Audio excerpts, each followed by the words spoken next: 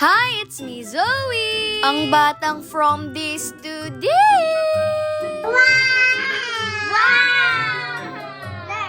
Opo, ngayong araw nga ay gagawa tayo ng fruit ice cream. Lagi kasi namin napapanood to, kaya ito susubukan rin namin. Kaya maaga nga lumabas si Mami at Daddy para bumili kagad ng prutas. Prutas na merienda lang namin sa bahay at saka prutas na gagawin naming ice cream. At para nga ito doon na yung experience, eh bumili na rin si Mami ng ice cream ko.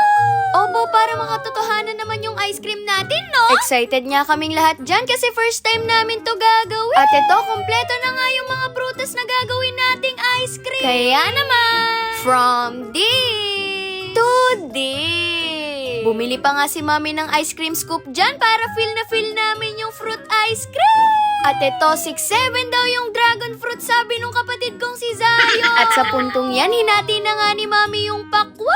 At tuwang-tuwa nga kami kasi sobrang pula niya, no? At ang sunod namang hinati ni Mami ay yung melon. Opo, at sobrang na-amaze nga kami sa itsura niya kasi ngayon lang kami nakakita nito. At hindi naman bago sa amin tong dragon fruit kasi lagi rin naman kaming nakakakain nito. At ito na nga pala po yung mga gagawin nating fruit ice cream. At based dun sa napanood namin, kailangan muna ito ilagay sa freezer.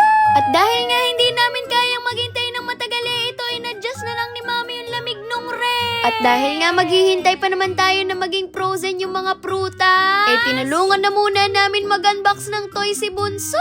Opo, kasi in-order to ni Daddy para sa kanya. Napansin kasi ni Daddy na medyo marunong na maglaro ng toy si Bunso. At makikita mo talaga sa mukha niya na sobrang saya niya, nung baby pa rin kasi kami nung kapatid kong si Zion, eh ang dami rin naming to. Kaya syempre pati rin dapat si Bunso.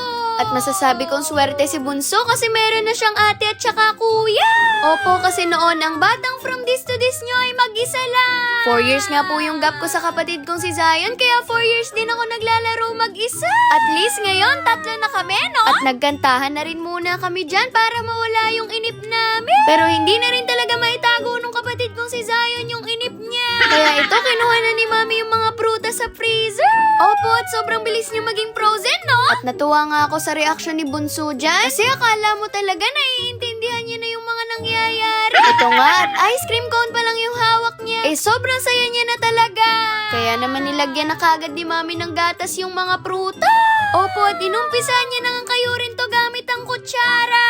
At sa puntong yan, tinulungan na rin siya ni Daddy para daw mas mapabili. Paano ba naman? Sobrang mainipin ng 3 customer na to, no? At ito nga, ready na yung mga ice cream natin. Opo, at literal na naging ice cream talaga yung itsura niya. At gusto ko din po magbigay ng credit sa nakaisip nito kasi sobrang saya ng idea na to. At least ngayon, masasabi ko yung dessert namin ay sobrang healthy na talaga. Kitang-kita niya naman, pati si Bunso, sobrang tuwang-tuwa talaga sa fruit ice cream. At sobrang recommended talaga to sa mga batang katulad ko. Kasi fresh fruit naman yung ginamit dito, ano? At kung hindi nyo pa to natatry, ay nako, sinasabi ko sa inyo, subukan nyo na rin. At pati nga si Mami, sobrang nagustuhan rin yung lasa niya. At maraming salamat po ulit sa lahat ng mga sumusubaybay sa amin.